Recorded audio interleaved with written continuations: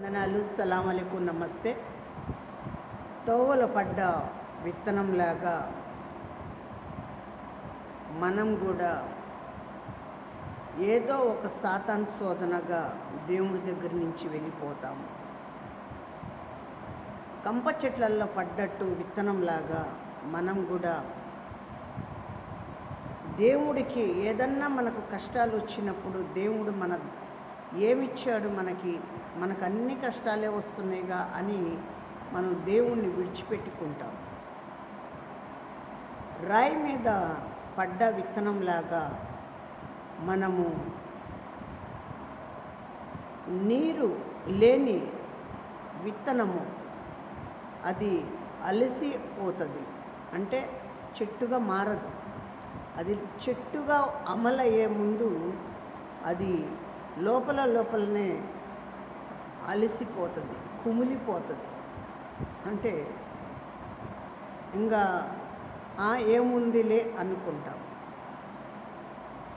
అదే మంచి విత్తనముగా మంచి నేల మీద వేసిన విత్తనముగా మనం ఉంటే పరలోకం రాజ్యం చూడగలుగుతాము, అక్కడ దేవుడితో పాటు ఉండగలుగుతాము.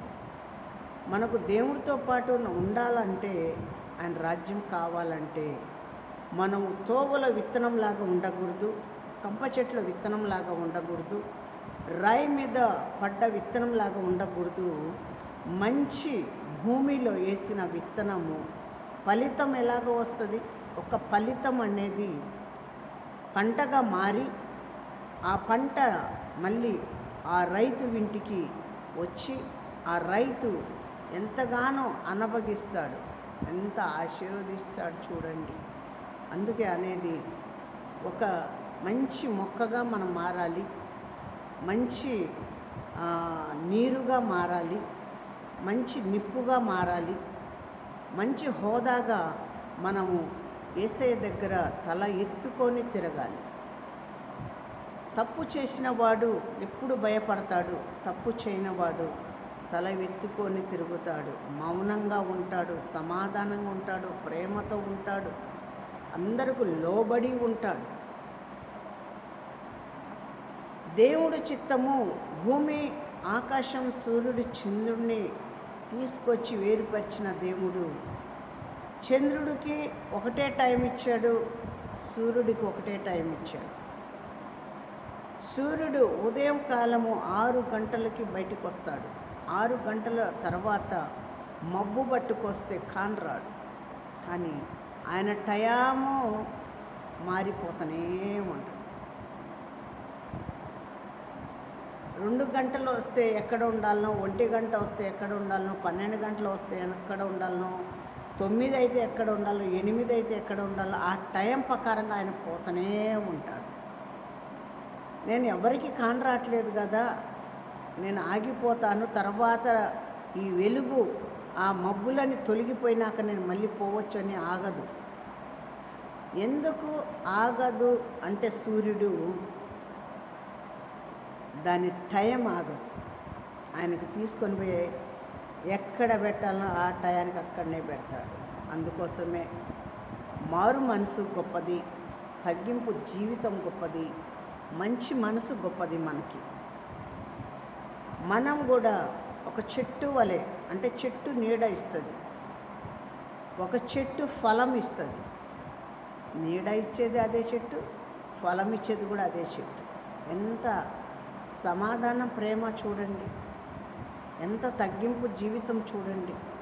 నువ్వు సేవకులుగా ఉంటావో, మంత్రిగా ఉంటావో, ముఖ్యమంత్రిగా ఉంటావో, ప్రధానమంత్రిగా ఉంటావో, ఎమ్మెల్యేగా ఉంటావో, ఎంపీగా ఉంటావో, లాయర్గా ఉంటావో, వ్యాపారం, కూలి పని, చేతి పనిగా ఎన్నో నిధులు సంపాదించిన ఒక ధనవంతుడుగా ఉంటావు.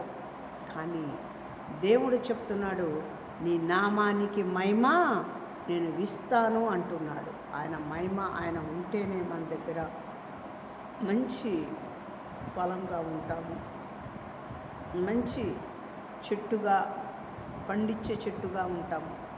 అందుకోసం ఏమైనా ప్రార్థన చేసుకుందాం, తలలు ఉంచుకొని. స్తోత్రం నాయన, స్తోత్రం తండ్రి. మహాదేవుడివయ్యా తండ్రి, నీ చిత్తంలో మా రాష్ట్రానికి ఇంకా 11 రోజులు ఉన్నాయి తండ్రి. ఈ ఎలక్షన్లో నిజమైన నాయకుడు మన దేశానికి మీరు ఎన్నుకొని ఆ నాయకుడికి తీసుకురండి. ప్రతి రైతు బిడ్డల్ని, కరెంటు వాళ్ళని, పోలీసు వాళ్ళని, డాక్టర్లని, ఉద్యోగస్తులని, సైనికులని, మున్సిపాలిటీ వాళ్ళని, ఈ భూమి మీద చేతి పని, వ్యాపారం అయ్యా ఎస్ఐయా, చదువులు, మంచి జ్ఞానంతో ఎదుగుదల, నీ కంటి చూపు, నీ నడక, నీ ఆలోచన, నీ హృదయము కలిగి జీవించటానికి సహాయం దయచేయండి. నిజమైన నాయకుడు, నీతిమంతుడిని నిలబెట్టుకొని ఆశీర్వదించండి. యేసు నామంలో అడిగి వేడుకుంటున్నాం తండ్రి, ఆమేన్. ఆమేన్. అందరికీ వందనాలు. యేసు నామంలో. అస్సలాము అలైకుం. నమస్తే.